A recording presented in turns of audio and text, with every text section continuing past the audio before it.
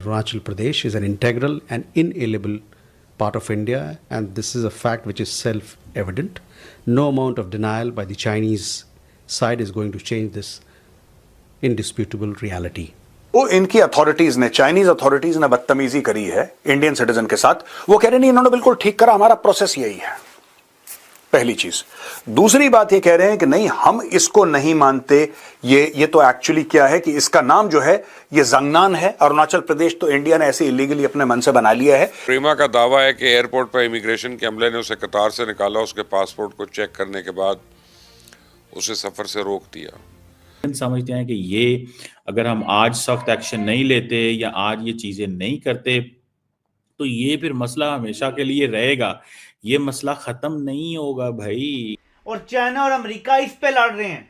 उधर से अमेरिकी एलिस वेल्स जो है वो बयान देती है, उधर से चाइनीज एम्बेसडर उसको जवाब देता है, जबकि पहले जवाब हम दे सकते थे, लेकिन चाइनीज एम्बेसडर जवाब दे रहा है। क्यों?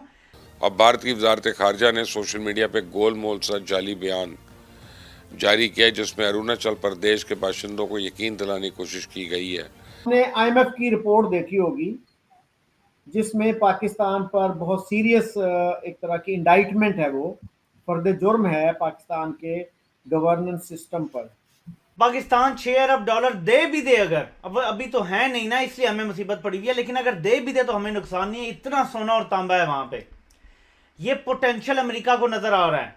पाकिस्तान इस टाइम सोने के अंडे देने वाली मुर्गी है। चाइना इसको क्लेम करता है। भारत से कोई मंत्री चला जाए, कैबिनेट मिनिस्टर अरुणाचल चला जाए, चाइनीज को मौत आ जाती है। चाइनीज कहते हैं आप क्यों आए हमारे इलाके में बिना परमिशन के? ये चाइनीज कहते चले आए हैं। उससे ये तासुर मिलता है कि पाकिस्तान करप्शन में डूबा हुआ एक मुल्क है। चाइना कहता है जी मनमोहन लाइन जो है वो इलीगल है। वो कहते तिब्बत के पास ये राइट ही नहीं है क्योंकि तिब्बत हमारे अंडर है। कि जो हमारा दुश्मन है उसका फौज तो 4 गुना है, उसका एयरफोर्स 6 गुना है। और ये याद रखें, चीन किसी और की लड़ाई नहीं लड़ता, चीन सिर्फ अपने लिए लड़ता है। तो प्रेमा के मुताबिक चाइनीज अमला कह रहा था कि चूंकि अरुणाचल प्रदेश चाइना का हिस्सा है इसलिए आपका हिंदुस्तानी पासपोर्ट काबिल कबूल नहीं है। तो 62 में भी वहां पे भयानक लड़ाई हुई थी अरुणाचल में, solid war in specially the Arunachal area. Ladakh में भी हुई थी और जगह भी हुई थी, लेकिन अरुणाचल में भी लड़ाई हुई थी। इंडिया ने बड़ा सख्त एक्शन लिया है, बहुत ही सख्त एक्शन लिया है, फैसला किया जा रहा है। तो देन व्हाई ऑन अर्थ जो है वो चाइनीज इसको नहीं मानते? No, this is the central point. ठीक है, अब आप में से बहुत सारे लोग जो हैं वो सारी बातें परेशान होंगे कि ये मनमोहन लाइन क्या है। ठीक है जी, ये बाउंड्री है जो कि ब्रिटिश अथॉरिटीज़ ने उस वक्त ड्रॉ की थी between British India and Tibet के बीच में। 1100 किलोमीटर का है और बॉर्डर है जिसमें चाइना का जो तिब्बत का इलाका है और अरुणाचल प्रदेश ये इंडिया का इलाका है। और ये सर हेनरी मैकमहन जो थे जो कि फॉरेन सेक्रेटरी थे उस वक्त ब्रिटिश इंडिया के, उन्होंने किया। तो ये इसको ये जहन में रखें। सो इसमें रिपब्लिक ऑफ चाइना इन्वॉल्व है, तिब्बत इन्वॉल्व है, ब्रिटिश गवर्नमेंट उस वक्त की इन्वॉल्व थी और ब्रिटिश इंडिया और ये सारा मतलब ये जस्ट इस चीज़ में तो इसको थोड़ा सा ये सेंस में ये समझे। तो ये इनके बेसिकली कोर जो एग्रीमेंट डिसएग्रीमेंट है मैं उसकी बात बता रहा हूँ आप। ठीक है ना जी, ये उनके चैलेंजेस में से एक चैलेंज है। ठीक है जी, अब चाइनीज आपको पता है वो क्या करते हैं, उनका मॉडल क्या है? उनका मॉडल ये है कि keep claiming but keep moving. China का क्लेम क्या है कि जी जो एंटायर अरुणाचल प्रदेश है वो इसकी टेरिटरी है, तकरीबन ऑलमोस्ट इतना ही ये इनका क्लेम है। ठीक है जी, वो कहते हैं जी जो साउथ जो रीजन है साउथ तिब्बत का जंगान वो भी हमारा है। चाइना कहता है जी मनमोहन लाइन जो है वो इलीगल है। वो कहते हैं तिब्बत के पास ये राइट ही नहीं है क्योंकि तिब्बत हमारे अंडर है। सो ये चीजें जो हैं वो दैट इज देयर। और इंडिया क्या कहता है? वो कहता है जी अरुणाचल प्रदेश जो है ना ये सेटल्ड टेरिटरी है। चाइना कहता है ये डिस्प्यूटेड टेरिटरी है।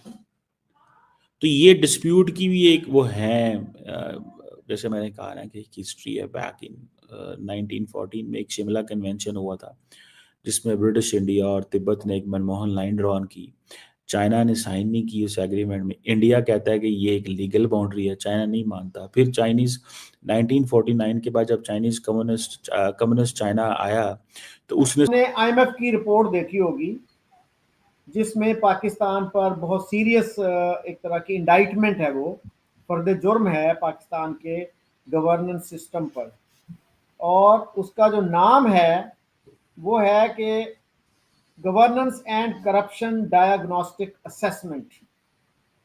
तो उससे ये तासुर मिलता है कि पाकिस्तान करप्शन में डूबा हुआ एक मुल्क है।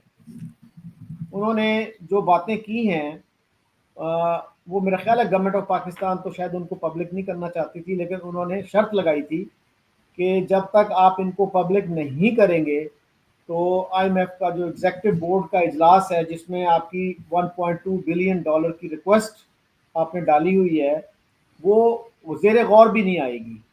तो इनको मजबूरी में फिर उसको पब्लिक करना पड़ा और कहते हैं कि 3 महीने तक उसको होल्ड करके रखा गया। तो क्या ये हमारी जो सॉवरेंटी है जिसको हम बहुत प्राइज करते हैं, तो उस पर एक कंप्रोमाइज़ नहीं है? जैसे शहबाज शरीफ साहब ने भी कहा था कि IMF वाले हमारी नाक से लकीरें निकलवाते हैं। तो ये जो है, अगर हम अपनी इकानमी को पहले ही सही डगर पे ला चुके होते तो हमें ये जली कटी क्यों सुनना पड़ती IMF की तरफ से? बिल्कुल सर, सबसे पहले तो बहुत शुक्रिया कि आपने इनवाइट किया, थैंक यू सो मच। और एकदम सर आप सही कह रहे हैं, अगर हमने अपनी इकोनॉमी पे काम कर लिया होता, इकोनॉमी को के हिसाब से मतलब काम किया गया होता, लोगों को लाया गया होता आगे जिनको वाकई में इकोनॉमी पे काम करना आता है, तो यकीनन पाकिस्तान की हालत कुछ और होती। और IMF तो सर अगर वो कहते हैं शहबाज शरीफ साहब या कोई भी के नाक से लकीरें खिंचवा रहे हैं तो भाई आप मत खींचिए, आप मत जाइए उनके पास, कह दीजिए कि हमें नहीं चाहिए पैसा, हम खुद ही अपने आप में काम कर लेंगे, हमारे यहाँ हम ट्रेड कर लेंगे या कुछ कर लेंगे। लेकिन पाकिस्तान की जो हालत है वो तो सारी दुनिया जानती है सर, जो लोकल बिजनेसमैन है वो भी अपना पैसा बाहर ले जा रहा है। ये अपनी तरफ से दावे या क्लेम्स तो बहुत आते रहते हैं कि जी फलानी कंट्री आ रही है और सऊदी अरेबिया जो है वो $10 बिलियन लगा देगा और पता नहीं कौन क्या कर देगा।